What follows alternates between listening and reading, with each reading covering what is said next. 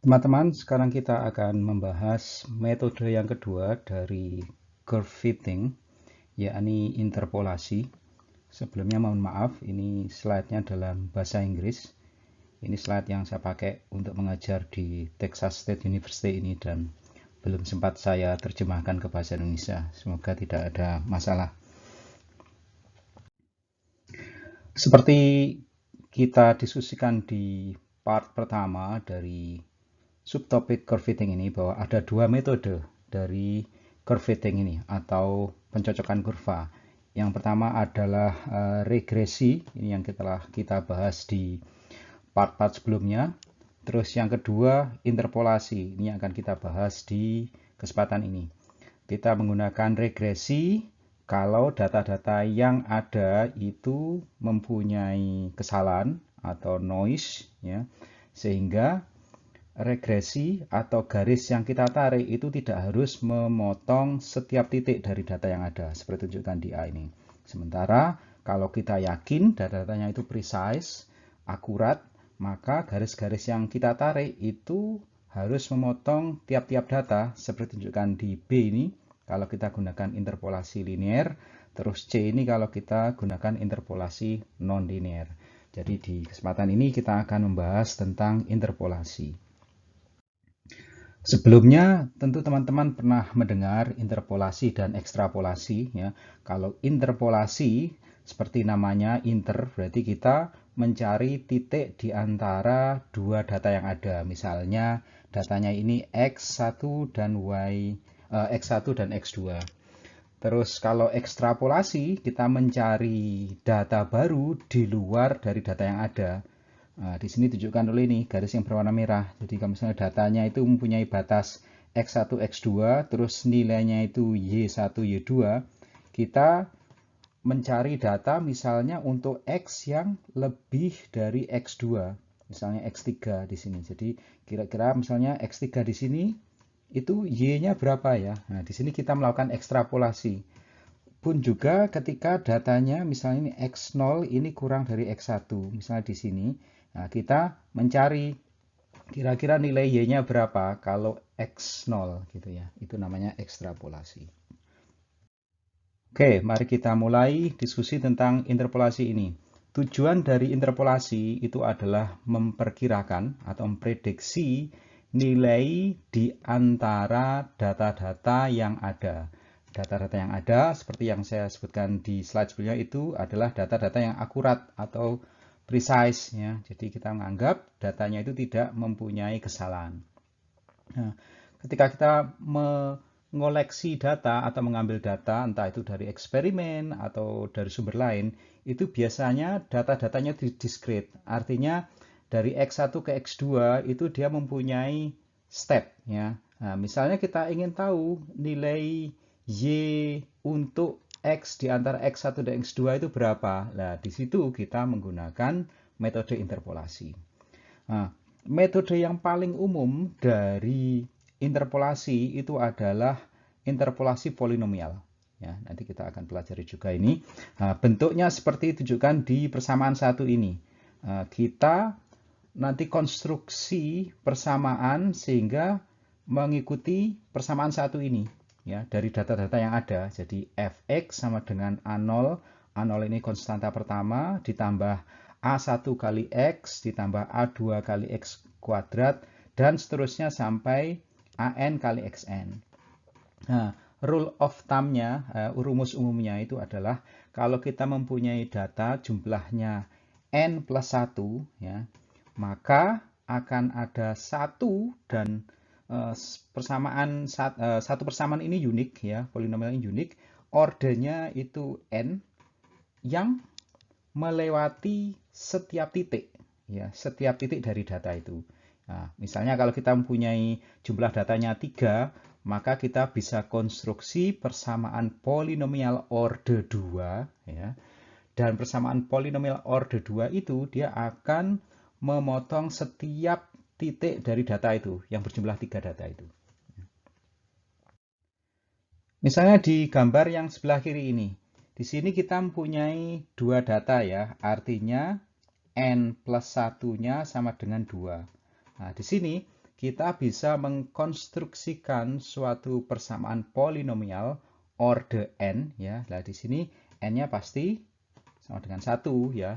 Artinya kita bisa mengkonstruksikan persamaan polinomial order 1 atau garis lurus yang memotong setiap titik dari data ini. Ya, ini kan garis lurus ya. Jadi ini data yang pertama, ini data yang kedua.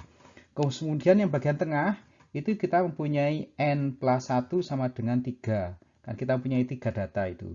Maka kita bisa membuat persamaan polinomial order 2 yang akan memotong setiap titik dari data itu. Ya, ini garis lengkung ini persamaan polinomial order 2 ya, n-nya kan sama dengan 2. Terus yang terakhir ini n plus 1-nya sama dengan 4, maka kita bisa membuat persamaan polinomial order n sama dengan 3 yang memotong setiap titik data-data itu. Oke. Nah, berbicara tentang interpolasi, itu ada beberapa metode, nanti kita akan pelajari satu persatu. Metode yang pertama itu adalah metode interpolasi polinomial Newton, kemudian interpolasi polinomial Lagrangian, dan yang ketiga ini dengan metode persamaan ya, menggunakan sistem persamaan linear. Ini mirip dengan yang kita pelajari di penyelesaian matrik gitu ya. Nanti kita akan review lagi. Oke, kita tinjau metode yang pertama, yakni persamaan polinomial Newton. Metode penurunannya sangat sederhana. Anda perhatikan di sini kita mempunyai suatu kurva, terus ada dua titik ini ya, dua titik data. Data yang pertama ini itu pada x0 nilainya fx0. Data yang kedua ini x1 terus nilainya fx1. Nah, kita ingin menggunakan metode interpolasi Newton ini untuk mencari tahu nilai fungsi pada X itu berapa. Ya, di sini kita bisa buat segitiga, ya, segitiga yang melewati dua titik data itu. Terus garis mendatarnya, ini tunjukkan oleh ini ya, garis mendatar ini. Terus ini naik ke atas menuju ke data yang kedua. Nah, ini segitiga yang kita maksud. Terus ada juga segitiga yang kedua. Ini dia dibuat sehingga dia melewati titik ini, titik X ini. Nah, kalau teman-teman perhatikan, ini kita mempunyai dua segitiga. Segitiga yang besar dengan segitiga yang kecil. Kalau kita terapkan persamaan segitiga yang similar, ya, similar triangle, maka kita bisa membuat rasio bahwa panjang ini, ya, dibagi dengan panjang ini. Nah, misalnya ini saya sebut ini misalnya A, ini B ya. Terus segitiga yang kecil ini misalnya ini C, ini D ya. Maka A dibagi B, ini dari segitiga yang lebih besar, itu dia akan sama dengan C dibagi dengan D ya. Nah, D itu dari sini, titik ini ya. Nah, misalnya A itu kan nilainya sama dengan fx1 minus fx0. Terus kemudian B itu kan nilainya x1 minus x0. Nah, teman-teman bisa melanjutkan. C itu nilainya berapa, terus D itu nilainya berapa. Nanti kalau kita substitusikan A, B, C, D dengan persamaan-persamaan ini, maka kita akan dapatkan ini. Ya, kita akan dapatkan persamaan polinomial Newton bahwa f1 untuk variabel x itu sama dengan fx0 ditambah fx1 minus fx0 dibagi dengan x1 minus x0 kali x minus x0. Nah, disebut F1 karena ini polinomial order 1 ya. Nah, oke. Kembali lagi. Tadi persamaannya telah saya tunjukkan di slide sebelumnya, itu kita dapatkan dari persamaan segitiga tadi ya. Sehingga kita dapatkan, ini saya tulis lagi sama dengan di slide sebelumnya, sehingga kita dapatkan persamaan interpolasi linear yang ditunjukkan oleh box yang dikasih garis biru ini. Nah, kalau teman-teman perhatikan, ini kan sebetulnya persamaan garis lurus kan. Jadi Anda bisa lihat ini, misalnya kalau ini saya ganti dengan variabel Y, ini kan sama dengan konstanta ya, misalnya K1 ditambah dengan yang di kurung dengan garis warna purple itu kan dia juga merupakan konstanta atau di sini kita sebut dengan slope ya.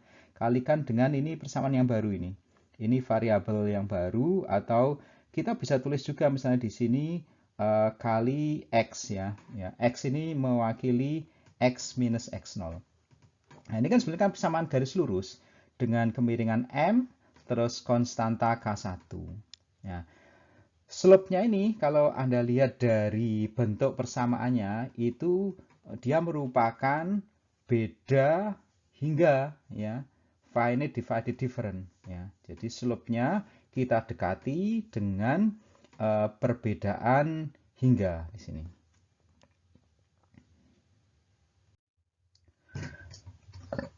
Maju satu langkah lagi, setelah kita melihat interpolasi linear, kita sekarang tinjau untuk interpolasi kuadrat ya. Jadi untuk order 2. Nah, di sini karena kita ingin mengkonstruksikan persamaan interpolasi order 2, maka kita harus mempunyai 3 data ya. Kita harus mempunyai 3 data ya. Kuadrat ini kan berarti n-nya sama dengan 2. Nah, untuk mengkonstruksikan persamaan interpolasi kuadrat, maka datanya harus n plus 1 ya, sehingga kita harus punya 3 data. Oke. Nah, di sini untuk persamaan interpolasi kuadratik ini, maka bentuk persamaannya akan mengikuti ini. Mengikuti persamaan ini. Ini adalah bentuk persamaan interpolasi kuadratik. Ya, jadi kita perlu 3 data ya. Oke, di sini kita menentukan nilai konstantanya itu berapa ya. Jadi dari persamaan interpolasi kuadratik itu kan kita mempunyai konstanta B0, B1, B2. Ini yang harus kita cari nilainya ya. Begitu kita dapat ya berarti nanti persamaan interpolasi kuadratiknya ya kita dapat gitu ya. Nah, prosedur yang sederhana untuk menentukan konstanta-konstanta ini adalah dengan memasukkan data-data yang ada ya. Kalau misalnya kita masukkan data yang satu ya, data yang pertama itu kita misalnya mempunyai data yang satu itu ya, itu kita mempunyai x0 terus nilainya fx0 ya. Kalau kita masukkan x-nya itu dengan x0 maka suku yang kedua di sebelah kanan itu akan 0, suku yang ketiga juga 0. Maka kita akan punya persamaan ini. Bahwa fx0 itu sama dengan b0.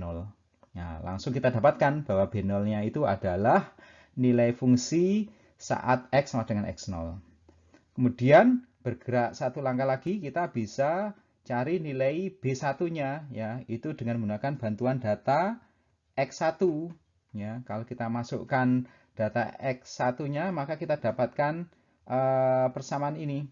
Ya, bahwa B1-nya itu adalah fx1 minus fx0 dibagi x1 minus x0, dan seterusnya. Anda perhatikan ini ya.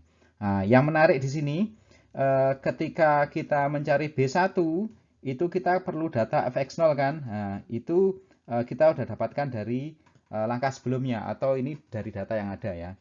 Terus kemudian ketika kita mencari B2, maka Anda perhatikan suku yang bagian ini, ya, suku bagian ini, itu sama dengan B1. Nah, makanya di sini ketika kita menghitung B2, suku ini telah kita dapatkan dari step sebelumnya, ya, tinggal memasukkan saja, tidak perlu kita hitung ulang lagi. Nah, bentuk umum dari persamaan interpolasi polinomial itu ditunjukkan di slide ini. Ya, misalnya kita ingin bangun polinomial order n, ya, n-nya itu bisa 1, 2, 3, dan seterusnya, itu dia akan mengikuti ini. Ya, persamaan yang paling atas itu. Ya. Nah, di sini B0-nya itu sama dengan fx0, terus B1-nya itu F, terus itu ada tanda kurung square ya, itu F X1, X0, itu artinya ini. Artinya tunjukkan di bawah nih. Ya, artinya dia merupakan perbedaan terbatas ya. Jadi F terus tanda kurung X1, X0 itu berarti kan Fx1 minus Fx0 dibagi X1 minus X0. Atau bisa kita generalisasi untuk Xi dan Xj, maka kita dapatkan ini. Ya. Kemudian untuk B2 itu nilainya sama dengan F dalam tanda kurung square itu X2, X1, X0. Nah, ini bentuk generalnya seperti ini. Ya. Tunjukkan yang kedua ini. Terus dan seterusnya. Ya. Sehingga nanti kita kalau mensubstitusikan nilai dari perbedaan terbatas itu, ini nilai B-nya, B0-nya, ini nilai B1-nya, terus ini nilai B2-nya. Ya, Anda lihat di sini banyak sekali persamaannya. Biasanya kalau kita mempunyai ujian metode numerik, itu mahasiswa dipersilahkan untuk menulis persamaan yang dibutuhkan dalam satu lembar kertas. Ya. Kalau di Texas State University ini biasanya saya persilahkan untuk menggunakan kertas ukuran letter di sini ya. Kalau di Indonesia mungkin A4 ya. Itu bolak-balik. Jadi persamaan-persamaan ini tentu harus ditulis karena sulit untuk menghafal ya. Oke, mari kita lihat contoh berikut ini. Ini contoh yang saya ambil dari buku referensi ya, contoh 3 dari bab 18. Ya, misalnya kita mempunyai 4 data ini ya, mempunyai 4 data X1, X14, X26, X35, terus ini juga nilai dari fungsinya. Terus kita ingin konstruksikan persamaan polinomial interpolasi Newton itu order 3 ya. Ada 4 data, maka kita bisa bangun polinomial order 3. Nah, nanti kita mengikuti ini persamaan ini ya, kita bangun persamaan polinomial order 3. Nanti bentuknya akan seperti tunjukkan di bawah ini. Ya, ini adalah bentuk persamaan polinomial order 3. F3 X sama dengan B0 plus B1 kali X minus X0 plus B2 dan seterusnya. Nah, tugas kita di contoh ini adalah menentukan berapa nilai B0, B1, B2, B3 dengan bantuan persamaan yang kita diskusikan di slide sebelumnya dan data yang ada ini. Oke, kita lihat solusinya.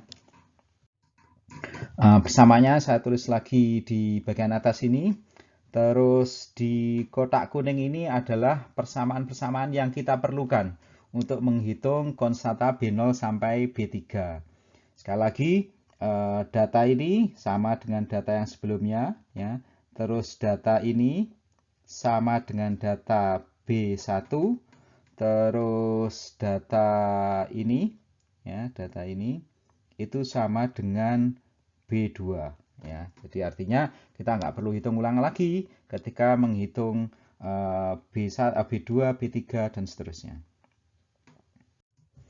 Oke, kita mulai dengan menghitung B0-nya ya. B0-nya itu kan sama dengan nilai dari fungsi pada X0. Nah, dari data yang ada ini Anda lihat bahwa nilai fungsi saat X0 itu sama dengan 0 sehingga B0-nya adalah 0. Kemudian B1. B1 itu rumusnya ini Fx1 minus Fx0 dibagi X1 minus X0. Fx1-nya itu nilainya ini. Ya, terus Fx0-nya ini. Terus X1-nya 4, X0-nya 1. Kita tinggal masukkan angka-angkanya. Ya, tinggal gunakan kalkulator maka akan ketemu bahwa B1-nya ini. Oke, kita lanjut untuk menghitung B2. Ya, B2 itu persamaannya ditunjukkan di slide ini. Nah, itu Anda lihat untuk bentuk yang dikurung dengan kotak warna hijau itu sudah kita dapatkan di slide sebelumnya. Itu dia nilainya sama dengan B1 ya. Nah, kita tinggal menghitung bentuk yang kotak merah itu dan juga bagian bawahnya. Nah, yang kotak merah itu kan fx2 minus fx1 dibagi x2 minus x1. Ini udah ada semua ini. Jadi fx2-nya ini, fx1-nya ini, terus x2-nya 6, x1-nya 4. Tinggal kita masukkan angka-angkanya, ketemu B2-nya ini. Nah. Berikutnya adalah menghitung B3.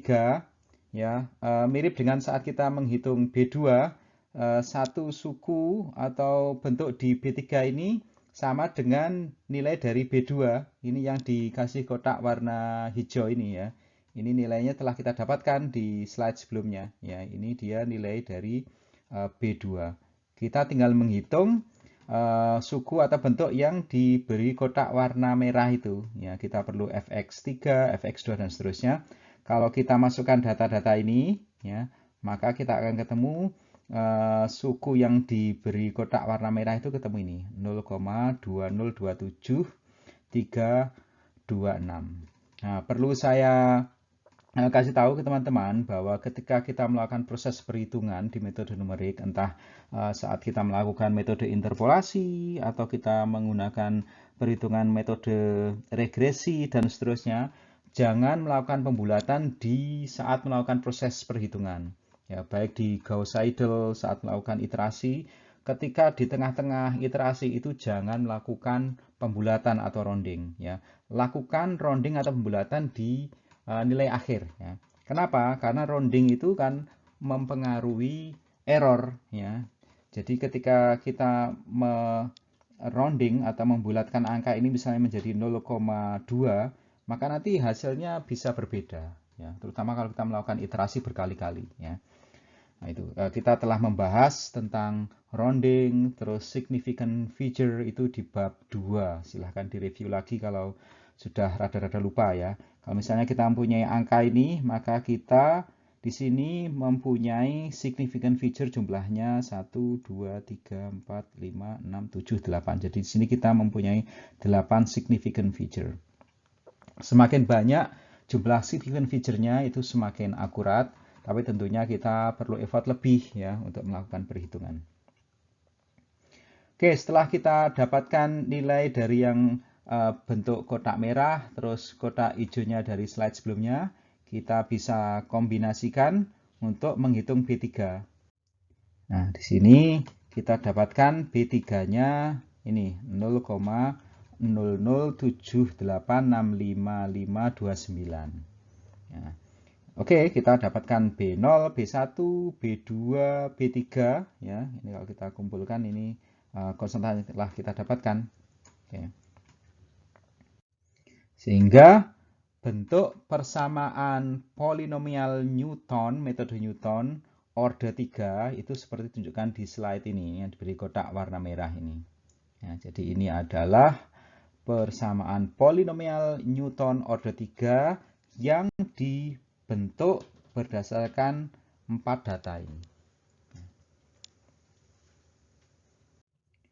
Pertanyaan berikutnya adalah seberapa bagus metode interpolasi order 3 ini terhadap data tersebut. Ya, tentu kita bisa plot ya, bisa kita plot terhadap data-data itu sehingga kita tahu seberapa bagus, seberapa dekat ya kurva order 3 ini merepresentasikan dari data-data yang ada. Nah, kalau kita gambar plotnya, terus kita map juga 4 datanya, Anda bisa lihat ini. Yang garis biru ini persamaan order 3 yang barusan kita hitung tadi ya. Terus data-datanya kan ada 4. Ini data yang pertama, ini data yang kedua, data yang ketiga, kalau enggak yang ini atau sebelahnya ya, enggak masalah, ini datanya ada 4. Kalau Anda perhatikan persamaan polinomial yang kita bangun mendekati sekali, artinya merepresentasikan tren dari data yang ada. Tapi tentu Anda bisa lihat ada perbedaan ya dari garis yang ada dengan metode garis interpolasi yang kita bangun ya. Misalnya di titik sini ada perbedaan ya, deviasi antara garis hitam ini garis yang eksak ya dari data yang kita buat itu dengan garis biru.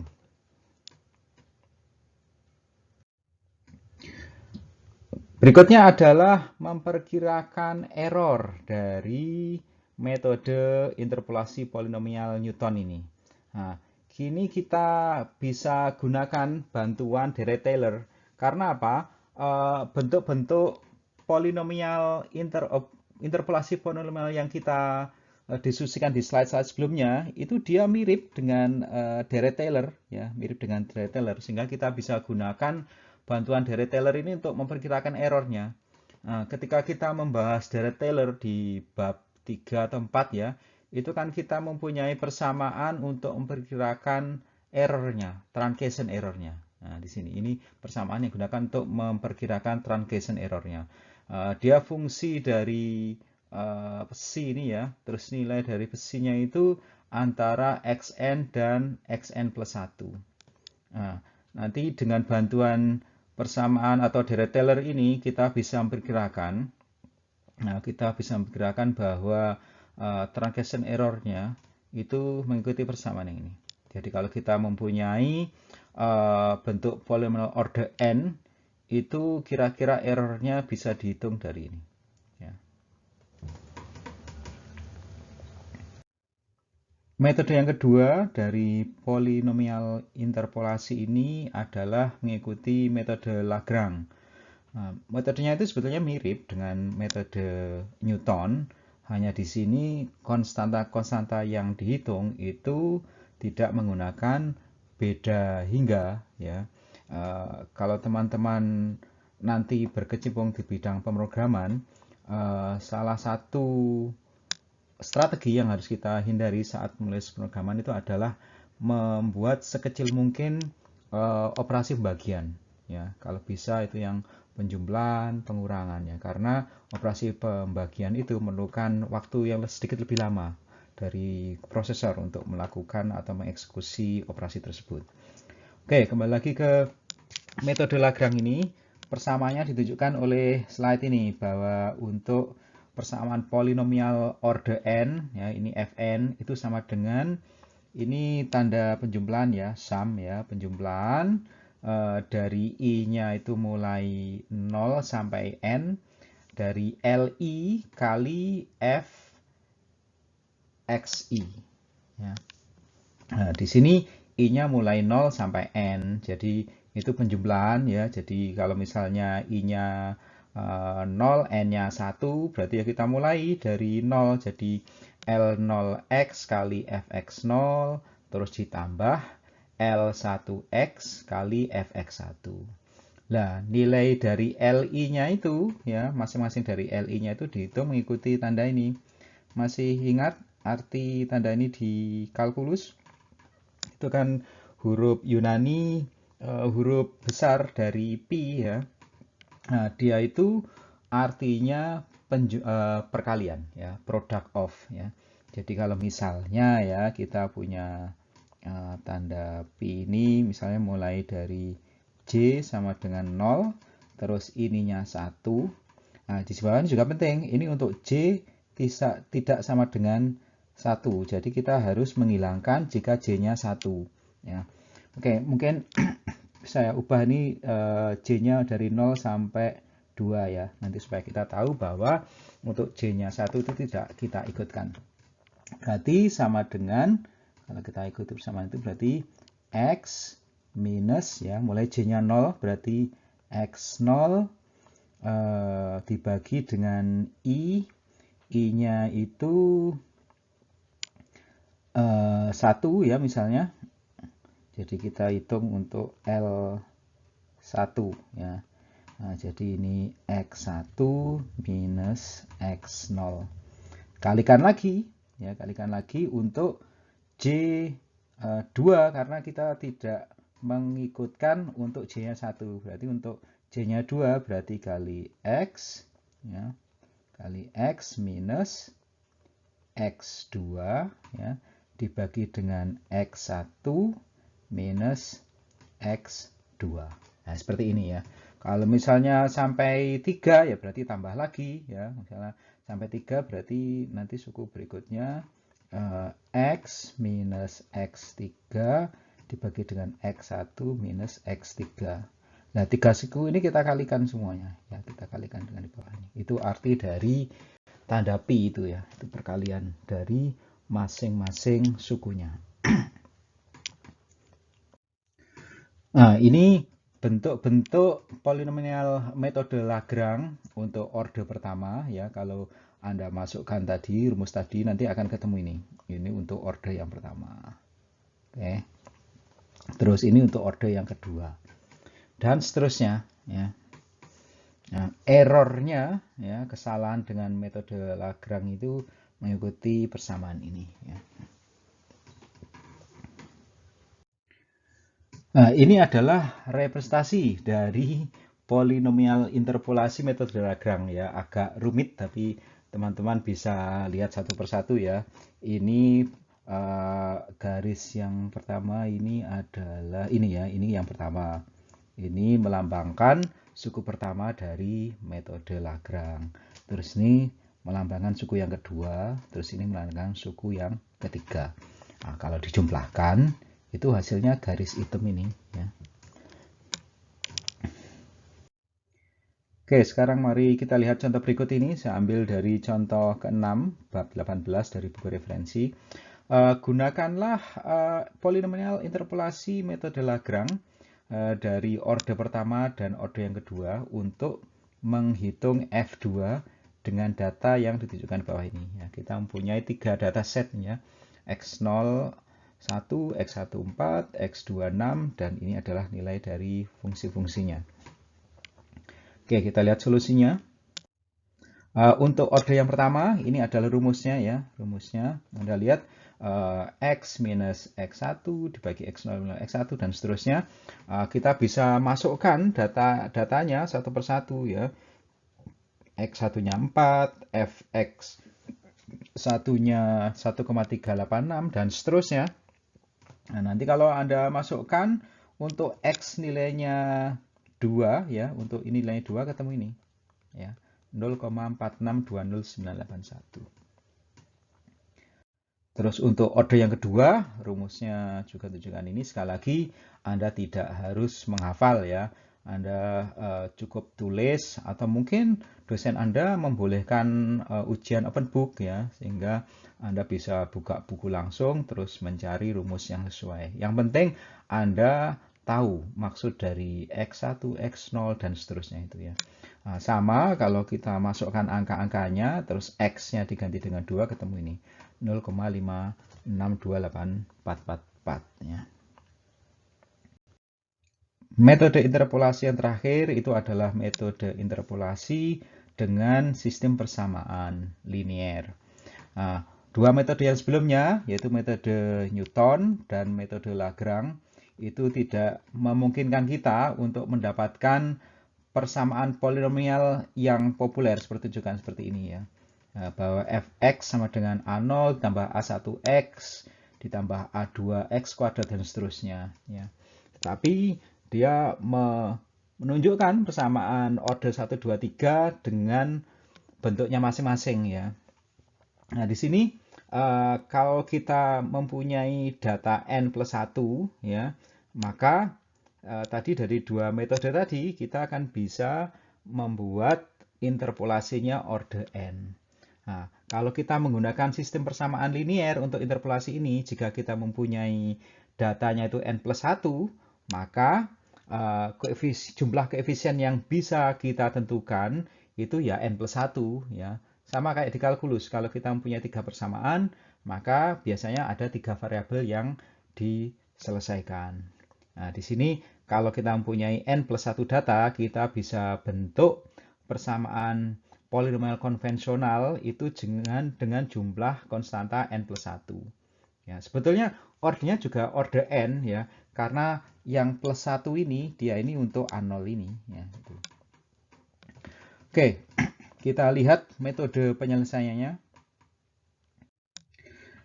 Misalnya kita mempunyai persamaan-persamaan yang ditunjukkan oleh slide ini. Jadi kita punya fx0 sama dengan A0 plus A1 kali x0 plus A2 kali x0 kuadrat, dan seterusnya sampai AN kali x0 pangkat n. Terus kemudian ini untuk x1, ini untuk xn. Ya. Nah, di sini kita itu mempunyai variabel x ini yang diketahui ya, yang diketahui. Sementara variabel a itu ya mulai dari A0, A1 sampai AN itu yang tidak diketahui, yang harus kita hitung ya. Kita hitung dengan menyelesaikan persamaan linear ini. Jadi perlu ditegaskan di sini, kalau misalnya Anda ingin membentuk persamaan polinomial order n, ya, maka data yang dibutuhkan adalah n plus 1. Nah, kita perlu menyelesaikan koefisien persamaan itu sejumlah n plus 1. Ya.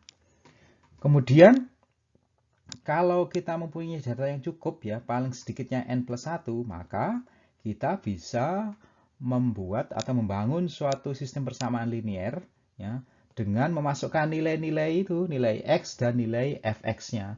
Lalu kita pecahkan persamaan tersebut untuk mendapatkan koefisien A0 sampai AN.